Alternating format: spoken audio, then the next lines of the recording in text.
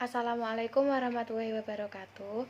Perkenalkan, nama saya Siti Mutamimah. Saya mahasiswa dari Universitas Muhammadiyah Kudus, kelas 2A, Prodi S1 Keperawatan. Di sini saya akan menjelaskan tentang retardasi mental.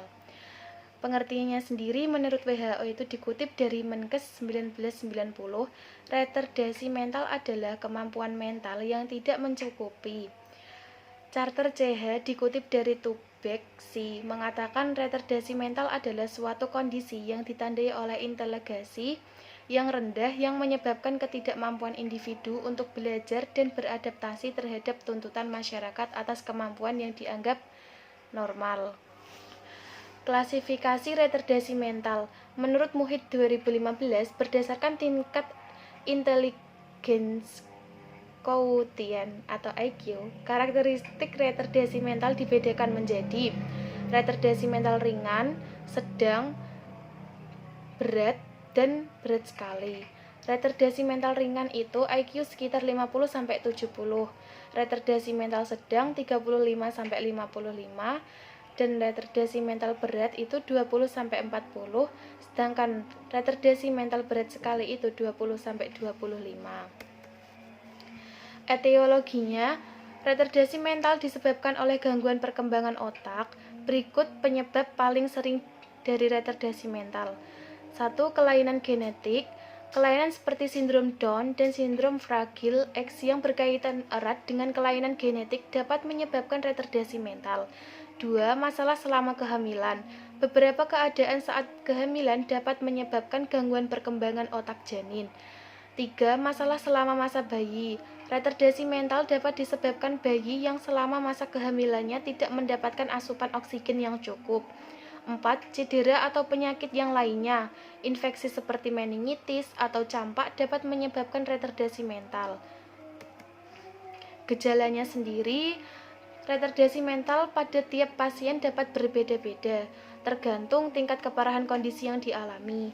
Gejala yang dapat timbul pada penderita retardasi mental yaitu kesulitan berbicara, lambat dalam mempelajari hal-hal penting seperti berpakaian dan makan, kesulitan dalam pengendalian emosi seperti mudah marah, ketidakmampuan memahami konsekuensi atas tindakan yang diambil, penalaran yang buruk dan sulit memecahkan suatu masalah dan daya ingat yang buruk.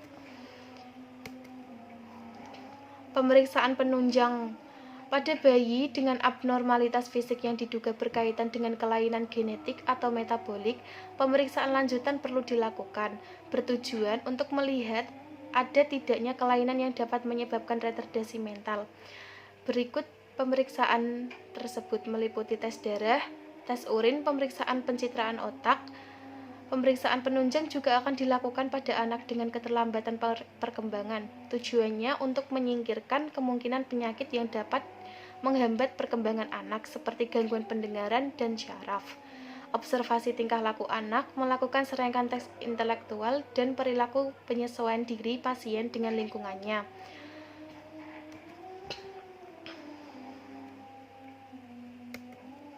Penata laksanaan anak dengan retardasi mental adalah multidimensi yang sangat individual. Oleh sebab itu, sebaiknya dibuat rancangan suatu strategi pendekatan bagi setiap anak secara individual untuk mengembangkan potensi anak tersebut seoptimal mungkin. Melibatkan ahli syaraf bila anak juga menderita epilepsi, cerebral palsy. Melibatkan ahli rehabilitasi medis bila diperlukan untuk merangsang perkembangan motorik dan sensoriknya. Pencegahannya yaitu dengan cara jalani konseling genetik dan screening kehamilan.